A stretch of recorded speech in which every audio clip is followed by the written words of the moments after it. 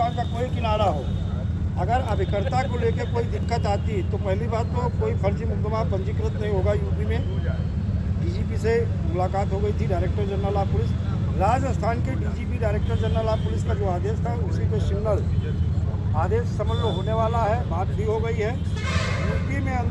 UP के अंदर किसी भी अभिकर्ता के ऊपर फर्जी मुकदमा नहीं लिखा जाएगा, क्योंकि हाई कोर्ट जबलपुर का एक आदेश हुआ है। हमारे ही मामले में एक आदेश हुआ है कि जो देनदारी यानी लायबिलिटी जो बनती है वो केवल डायरेक्टर मैनेजमेंट डायरेक्टर की बनती है, एजेंट की भुगतान की जिम्मेदारी नहीं है। ये हाई कोर्ट का आदेश है और ये मेरे पास है।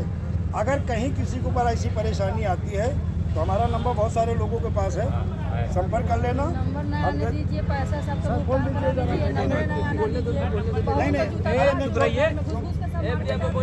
सुनो अब आप पूरी बात सुनिएगा।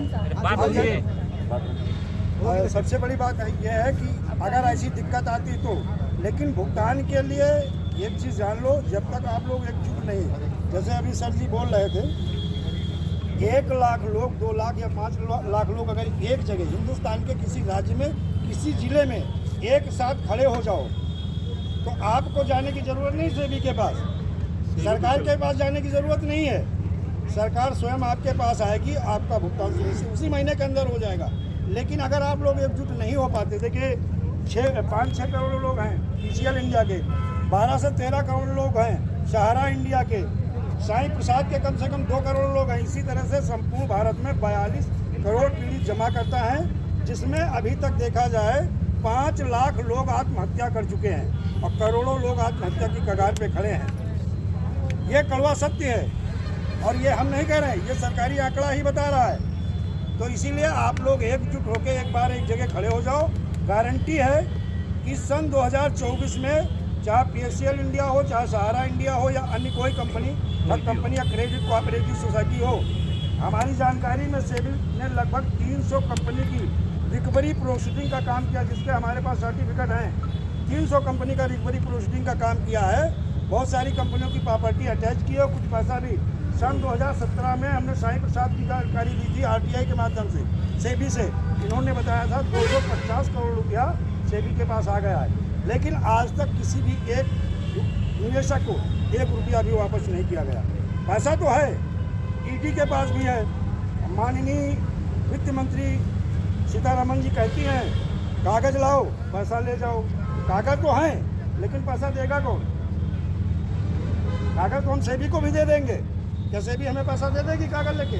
सर हम नहीं कह रहे हैं, ये वित्त मंत्री सीतारमन जी ने कहा, आपने भी सारे लोगों ने न्यूज़ में सुना होगा, कागज लाओ और पैसा ले जाओ। ये सारी चीज़ें हैं। देखो, कहना एक अलग चीज़ है, करना और एक चीज़ ये जान लो, आप लोग एकजुट हो जाओगे, भुगतान सबका हो जाएगा। अगर एकजुट नहीं हुए तो सरकार की नीयत और मंशा अच्छी नहीं है। अगर मंशा अच्छी होती तो 16 का आदेश हुआ था, सुप्रीम कोर्ट ने कहा था 6 महीने में 12% ब्याज समेत भुगतान करिए, और आज 8 साल हो गए, 1 रुपया भुगतान नहीं हो पाया।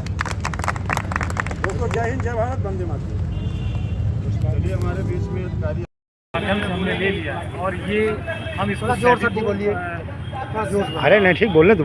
सेबी ऑफिस को हम इसको फॉरवर्ड कर देंगे। जो भी चीज़ें हैं वो आपको इंटीमेट की जाएगी उनके माध्यम से। हम लोग ये this is a common investor service centre, ये मतलब इसमें बीएससी, एनएससी, सेबी तीनों का अंडर सेबी अम्ब्रेला।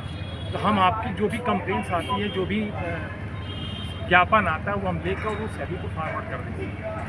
और गर्ग साहब को मैं बुलाना चाहता हूँ। गर्ग साहब आइए। सर कोई बात नहीं,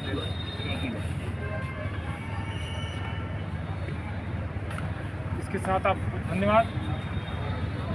ठीक है, ये सक्षम अधिकारी कौन है जो वास्तव में ये लोग आए हैं? नहीं, इसके लिए आगे प्रोसीडिंग बता दी, बताया तो वास्तव में निर्णय ले सके, इन लोगों के साथ मदद हो सके। अब कहने का मतलब ज्ञापन तो मान लीजिए सीओ साहब बैठे, उन्हीं को दे दिया जाए, जो 3-4 दिन को दे दिया जाए। मैं एक सवाल करना चाहता हूँ सर से, तो सेबी ऑफिस की पावर कहाँ पर, वो हमें बता दिए, जो हमारे इन्वेस्टर वहाँ पर वीडियो भी बना दे क्या? आपको अगर इस तरह का कोई इंस्टेंट रिप्लाई और चीज़ें मतलब जो आप चाह रहे हैं, यहाँ किस तरह का ऑफिस है उसके लिए थोड़ा हमने बोला कॉमन इन्वेस्टर सर्विस सेंटर है।